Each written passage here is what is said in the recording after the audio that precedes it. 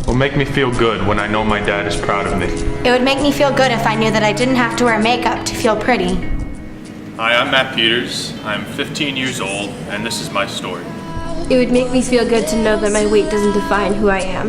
It would make me feel good to know that I can accomplish my goals if I try. It would make me feel good to know that I'm worth something. Hi, I'm Julia Richards. I'm 14 years old, and this is my story. It would make me feel good to know that someone thinks I'm worth something. Hi, my name is John Morrissey. I'm 17 years old, and this is my story. Hi, I'm Samuel Morrison. I'm 16 years old, and this is my story. My name is Lena Daniels. I'm 18 years old, and this is my story. My name is Lisa Platts. I'm 16 years old, and this is my story. My name is Veronica Wask. I'm 16 years old, and this is my story. So when I was little, I was very overweight. I had glasses, and I would be called names by kids like Four Eyes, Fatso, and it was very hard to go through. And sometimes I felt alone, but luckily I had friends and family there to pick me up. Some people aren't so lucky; they don't have that, and that's the difference. When after school I got on the bus and there was some kids in the back of the bus and they were making fun of a girl sitting on the bench outside. They were calling her names like Whale and other names like that. And then when we were in history class, she was telling her story about how she has no friends and people make fun of her and how she feels alone. I just stood there and did nothing. When I was younger, I used to have this friend that just constantly tried putting me down.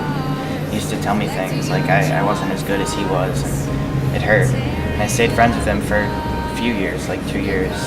Never again.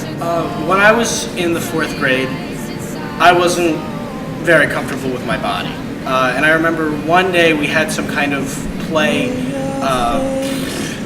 extravaganza, and I had to change out of my costume, and the only shirt I could find to change into was a tight-fitting shirt. And a boy came up to me and he called me some names, and that stuck with me.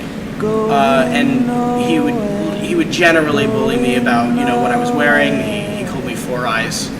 Very clever. So I had a friend, and she had always been, for as long as I had known her, overweight and not the prettiest person you had met, but she was kind and I liked to laugh with her, so we spent a lot of time together. But the bullying she received wasn't like the bullying you see in movies. No one went up to her face and called her fat or purposely pointed it out.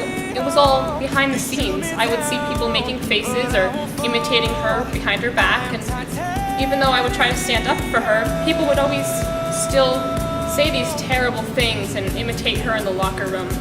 But when I stood up and told them to stop and said it wasn't cool, they always respected me for the times I put her before them and told them what they were doing wrong. So when I was younger, I was actually teased a lot for being too skinny. People used to always call me bulimic, anorexic, like tell me eat a hamburger, eat some food, and that was just my weight. And at one point someone even told me I was anorexic and meant it as a compliment, which is the most ignorant thing I can think of. But eventually, especially going into high school and meeting my true friends, like I was able to accept myself, and I was strong enough to just ignore people's criticism because of my body, But not all people are as lucky as me, and not all people are as strong as that. When I was in 6th grade, I was one of the first few kids who started breaking out, acne and things like that. And it was really hard because it was stressful that I was like one of the few people who had that, but then kids would always point it out and call me mean names, and it was just really bad. I would go home and cry all the time, and it was just really hard for me, and it's something I've struggled with my whole life.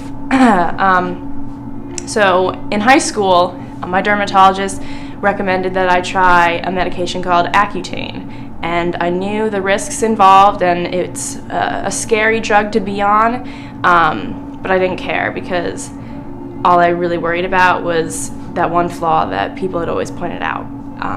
So when I was a sophomore, for the majority of my sophomore year, I was on this medication. It had a lot of severe side effects. It had like back and joint pain. I would lay down in bed and try to fall asleep, and my back would hurt. The one thing that would make me happy is cheerleading, and doing jumps and things like that would really hurt my hips.